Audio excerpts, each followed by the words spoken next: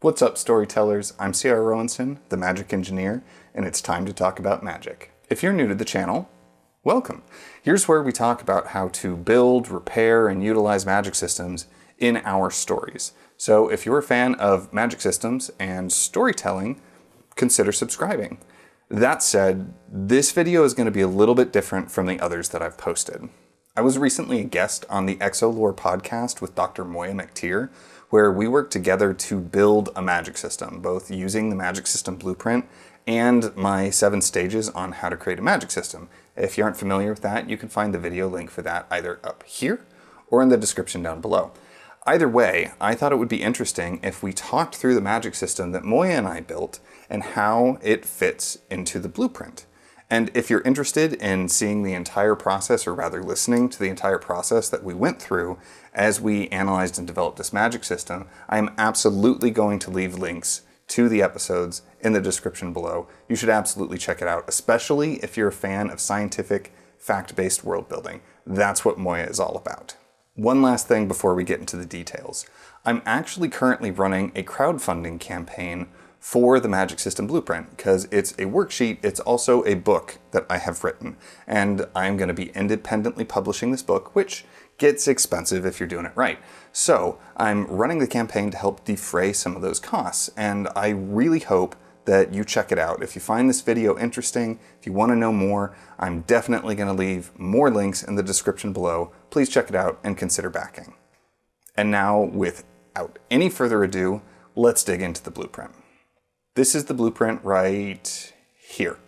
And that's the core of it. This single page is the major functionality of the tool, and that's what the entire rest of the book is all about. So let's start going through these piece by piece and talk through what Moiya and I decided about her magic system. First, in the top left, we have one of the most important pieces, and that's the seed crystal. The seed crystal is the core concept or point of inspiration for the entire magic system. Whenever I'm working with people, it's almost essential to have some kind of seed crystal before you get to building. And that can be just a general concept, it can be a plot, it can be a world, it can be a character. It really doesn't matter, just something to latch onto and grow from. Now, Moiya and I didn't have any of that. We didn't have any characters, we didn't have a world, we didn't have a plot. All we had was a single concept for the world. And that was the idea that this world was going to center around the concept of an ever-changing night sky. The astral bodies were so plentiful and so rapidly moving that every night and even throughout the day, the stars that are in the sky were changing. And that ever-changing night sky is the seed crystal for the magic system that we put together. Next up is perspective, and perspective is really important when you're building a magic system because it is the point of view, the specific point of view that you are adopting when you are analyzing and developing your magic system. This can be a reader, a character, a specific culture in the world. In our case, we went with the creator perspective because, again, none of the rest of that existed. All we had was us and what we knew, which was that the magic was going to come from the stars themselves, and that's why the ever-changing sky was so important. So we had to take the perspective of us looking at the world as a whole to understand the broad strokes of what we wanted it to do. Next up is the types of magic quadrant, and I'm not going to dig into the details here because I already have multiple videos on that topic. So if you want to know more about the different types of magic, you should go check out those videos. For our purposes, Moiya and I decided that we were going to target a soft, rational magic system. We were going to go with a soft magic system because the magic was tied to the individual stars. The stars present had an impact on the magic that could be performed on a daily and nightly basis.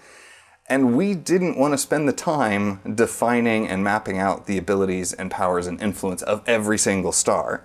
So because of that, pretty much whatever we did, it was going to be soft because there's so much more of the magic that could be explored and explained than what actually was.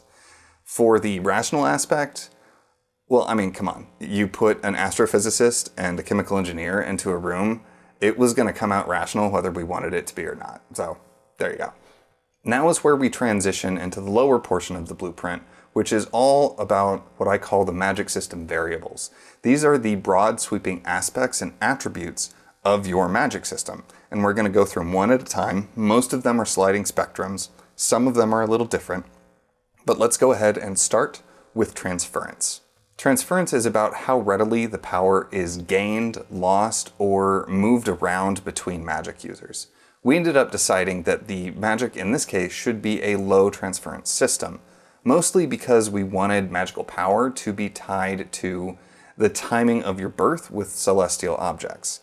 And there were some things you could do, like maybe under special events, particularly eclipses, you might be able to steal somebody's power, but those occurrences were fairly minimal, meaning overall transference had to be pretty low. Right next to that, we have Prevalence, which is all about the abundance or absence of magic in the world. We knew that we wanted, or we decided that we wanted there to be a relatively small percentage of magic users in the world compared to the total population, though there would be some various magical effects that just existed in the environment. So overall, that put us at medium-low prevalence. We decided to err on the side of medium-low, which brings us right into the next variable, which is flux. Flux determines whether the prevalence of the magic, so the abundance or absence of magic, is changing over time. And it can be one of three settings. It's either positive and increasing, negative and decreasing, or neutral. This was especially interesting for our magic system here because it depends on the perspective you take, and that's most of this. But if you took the perspective of the magic users and the culture, it was going to appear to have a positive flux because they started to figure out the quirks of what caused somebody to be born with magic or not. And they started tilting those scales, so more magic users were being born every year. Moiya and I, though, we know that the overall amount of power is consistent and is just starting to be diluted across all of the magic users, which means from one perspective, it's positive, but from the creator perspective, it's neutral. Next up is source, which is all about where the magic comes from, how much is present, and whether it can run out or not. This one was a fairly simple decision. Since the magic is going to come from the stars, it is external from the magic users. And beyond that, the magic is there as long as the stars are, so it's practically infinite. I mean, if we talk about celestial bodies, especially talking with Moiya, it's not actually infinite, but for our purposes, it is. Then there's naturalness, which is a scale determining how natural or normal the magic feels compared to the rest of the setting. This magic obviously has really close ties to the world and the environment. Because it comes from the stars, it's been around for a really long time, meaning all life and civilization would have adapted and formed around it. And that's going to lead to a high sense of naturalness. Even if the magical effects are bizarre, it's going to seem normal to anybody in the world. Then there's ease of use, which is all about how easy and intuitive it is to use the magic safely and effectively. This one took a little bit of discussion, or at least a little bit of meandering in my head, but we ended up deciding that the ease of use was rather low. And that goes back to the capricious nature of the celestial bodies. They're always moving and always impacting the magical environment, which means to be effective with magic and safe with magic, you have to A, know all of the stars that are in the sky. When any new ones show up, know what they are, and you need to know all of their powers and how they influence each other. That's a lot of information to keep track of, and that's before you even actually get into any of the potential complexities of actually performing the magic. So this magic system is not going to be easy to use. It's just not.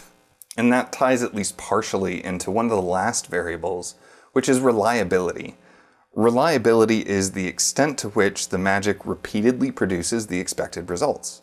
Well, like I just said, the magic that can be performed and the strength and nuances of it are entirely determined by the stars that are overhead, and that's always changing. So what was a very powerful healing spell one day may not be the next, and certainly won't be a month from now, definitely a season. And we talked in the episode a little bit about how there will be near and far bodies, so there will be some types of magical effects that will be more permanent and more stable than others, but it's still not going to be the same result all the time, which obviously means it is going to be a low reliability system. Next we have consistency, and consistency is different from reliability. Reliability focused on repeatability of the effects. Consistency looks at the extent to which the system can deviate or cannot deviate from its defined settings. So it's easiest to think of it like error bars on your data or degrees of variance. In our case, we set the consistency to medium, which meant any of the other variables that we had set could probably shift a notch or two in either direction, depending on the specific details of what you were looking at. And that's what consistency is all about. And that's pretty much it. That's a quick rundown of the capricious astral magic that Moiya and I built and how it fits into the Magic System blueprint. If you found this interesting and you want to hear the full discussion, you should absolutely check out the episode. Moiya is amazing. Even if you don't listen to these episodes, you should check out her other stuff. It's great and generates tons of ideas. There is a second episode about this magic system where we actually walk through the 7 stages to better define this magic system, and I will leave a link to that as well. It's my hope that at this point your head is spinning and you're potentially reeling from the potential that you have with the Magic System blueprint. I'm hoping that you can see how easy it is to really go through your magic system and figure out these broad, important pieces. And if you are interested in this and you want more information, again, please check out the Indiegogo page. That's going to be running through September 4th. And there's a whole bunch of cool rewards that I have set up. You can always reach out to me if you want more information. And yeah, I would love to hear from you, and I hope to see you there. Whether you do or not, keep building magic systems and stay awesome.